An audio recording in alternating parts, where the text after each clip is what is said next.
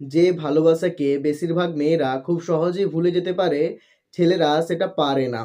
দেখেছি যেমন ভালোবাসার পূর্ণতা পেয়ে মানুষ কতটা আনন্দিত হয়েছে, ঠিক একই রকমভাবে দেখেছি অপূর্ণ ভালোবাসা একটা সুস্থ ছেলেকে কিভাবে মানসিকভাবে অসুস্থ করে তুলেছে। দেখেছি অপূর্ণ ভালোবাসা কিভাবে একটা ছেলের জীবন থেকে তার সুন্দর দিনগুলোকে কেড়ে নিয়েছে। দেখেছি এই অপূর্ণ ভালোবাসা কিভাবে একটা ছেলেকে ধীরে, ধীরে ডিপ্রেশনের মধ্যে ফেলে দিয়েছে। দেখেছি একটা মেয়ে অন্য কারোর হয়ে যাওয়ার পরে সেই ছেলেটার মানসিক অবস্থাটা ঠিক কতটা হয়েছে।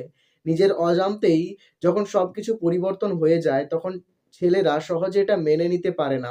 ছেলেরা সহজে মেয়েদের মায়াকে কাটিয়ে উঠতে পারে না। তারা যাকে ভালোবাসে তারা স্বপ্ন দেখতে থাকে সেই মানুষটা যেন তাদের সাথে শেষ জীবন পর্যন্ত থেকে যায়। কিন্তু অনেক সময় এটা হয় না। যার ফলে ছেলেদের জীবনে নেমে আসে চরম দুঃখ, গ্লানি আর হতাশা। আর এই হতাশা থেকেই তারা এমন একটা দিকে চলে যায় যেখান থেকে তারা সম্পূর্ণভাবে মানসিক ভারসাম্যহীন হয়ে পড়ে এবং অনেকটা দিন লেগে যায় সেই মানুষটাকে ভুলতে।